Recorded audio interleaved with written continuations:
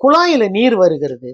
நீங்க எவ்வளவு பெரிய பாத்திரம் கொண்டு போறீங்களோ அந்த அளவுக்கு தான் உங்களுக்கு வந்து நீர் சேமித்து கொண்டு வர முடியும்.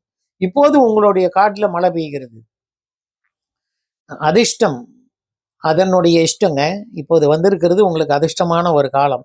அதனால இந்த காலகட்டத்துல உங்களுடைய தெய்வ அனுக்கிரகங்களை கொஞ்சம் விருத்தி செய்து கொள்ளுங்கள். இந்த மாதிரிலாம் உதாரணத்துக்கு எனக்கு இந்த மாதிரி ஒரு சூழ்நிலை வந்துச்சுன்னா, கண்டிப்பாக நான் வழிபாடுகள்ல கொஞ்சம் அதிகமாக ஈடுபடுவேன்.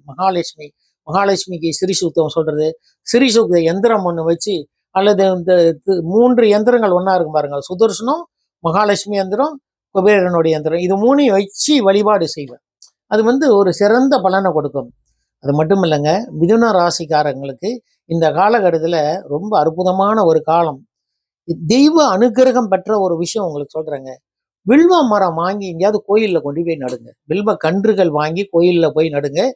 அது வந்து நம்ம மறித்து விட்டாலும் பலருக்கு பலனுள்ளதாக இருக்கும். சிவனுக்கு ரொம்ப பிடிச்சமான ஒரு பத்திரம் அப்படின்னு பார்த்தீங்கன்னா, இந்த திரிதலம் அப்படின்னு சொல்லக்கூடிய வில்வ பத்திரம் தான். அதனால இந்த காலம் உங்களுக்கு ரொம்ப நல்லா இருக்கிறது. அதனால இப்ப இருக்கக்கூடிய காலகட்டத்துல திருவண்ணாமலைக்கு போங்க ஒரு வாய்ப்பு கிடைச்சா, காசிக்கு போங்க, அல்லது கைலாசத்துக்கு ஒரு வாய்ப்பு இருந்தாலும் இந்த காலகட்டத்துல போயிட்டு வாங்க. இந்த மிதுன ராசிக்காரர்களுக்கு ராசியாதிபதி புதனுங்க. என்ன ரத்னம் அணியலாங்க? புதனுக்கு மரகத பச்சை தாங்க ரொம்ப சிறந்தது. ரொம்ப மிருதுவான ஒரு ரத்னம். உங்களுக்கு வாழ்க்கையில வெற்றி, புகழ், கீர்த்தியை கண்டிப்பாக கொண்டு வந்து கொடுக்கும் அப்படின்றது தான் வாக்கு. பொதுவாக அந்த சொல்லப்படக்கூடிய விஷயங்கள்.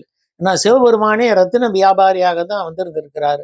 அபிஷேக பாண்டியனுக்கு ரத்தினங்களை தேர்வு செய்யறதுக்காக வேண்டி அவரே மாணிக்கமற்ற படலம்னு ஒன்று இருக்கிறது திருவிளையாடல் படத்தில். அதனால இதெல்லாம் முயற்சி பண்ணுங்க. கண்டிப்பாக உங்களுக்கு வெற்றி நிச்சயங்க.